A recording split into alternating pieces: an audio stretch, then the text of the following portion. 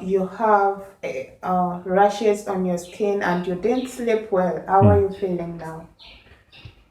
Okay, well, like I have been feeling kind of like unmotivated, a little bit depressed, kind of drowsy all day. But now that I'm actually like up and doing this is work for me. Now that I'm working, um, I've built some momentum and I feel like I can, from here I can start clicking, just, start moving. So maybe that's some advice for you guys. Like if you're feeling unmotivated, just get up and start moving because the action itself will provide some momentum for you, like psychologically. And just to bring up, because you're bringing that up, um, I just want to give a shout out to Cheap Charlie Chronicles. He makes videos on his live channel, which is I think called Cheap Charlie Live, and he talks about his problems dealing with alcohol. And I really appreciate how open and sincere he is about his issues. And I wish more people would make videos talking about the kind of the mental struggles or their struggles with addictions or anything in life, where it's money, your job, your relationships. I don't know. I just appreciate people like Charlie who are just very open and honest about what they're going through, And it's hard because people on the internet can be anonymous and they can say really evil and nasty things to you. So it's really hard to do, and it takes a lot of courage. So I just want to give a shout out to Cheap Charlie. This is something that happens a lot here in Uganda. A whole posse of kids just like surrounded us. And it's not just posses of kids that will surround me, but like I've had posses of adult dudes surround me, like when I almost get in fights and stuff. It's like always, anytime there's any kind of conflict, a posse forms right around you.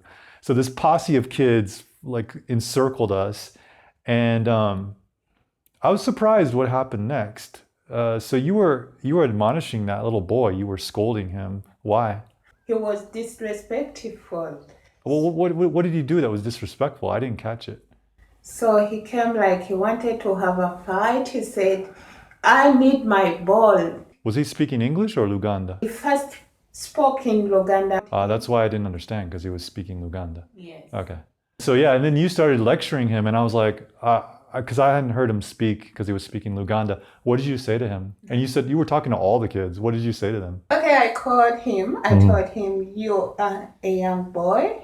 You have to behave well. We know that the dog did a mistake, but you would have come well, telling us, please excuse me, we got a problem. I told him, I want you to be a very good boy because you're still young. I don't want you to behave like vagabonds. That is the advice I gave him. Her English is so interesting. She speaks Ugandan English, just in case you guys are trying to understand what she's saying. Go ahead. You told him not to be vagabonds. Yes. Okay. So the boy came. And it was interesting because they were encircled all around us, and they were all listening intently to you, like you were their mama. They were really like listening to you.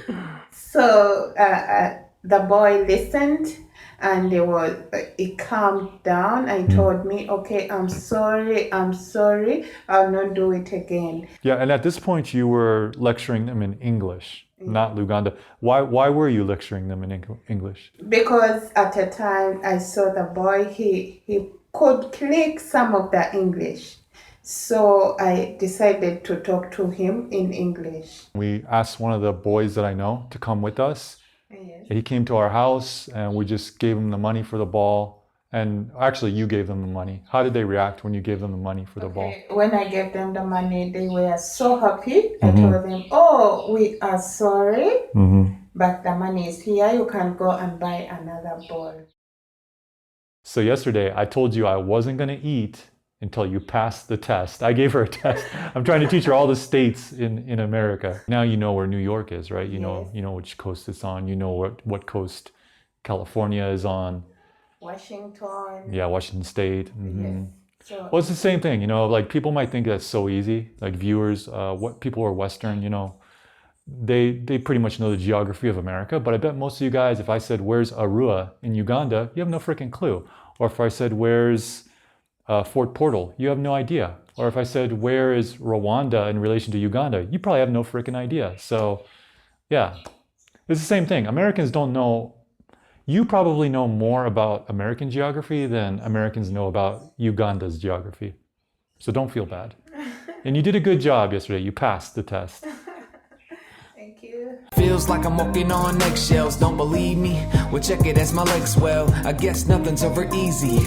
If the test fails, then how am I supposed to pass on to the next trail? I've been waiting to exhale, call me lazy, to set sail. I may be a bit crazy, cause lately I've been thinking about us, baby. Let's bail. Have you ever had the feeling like there's no way out? Like you're trapped in a maze, and you think you've seen the light, but then you have some doubt. Gonna eat chicken.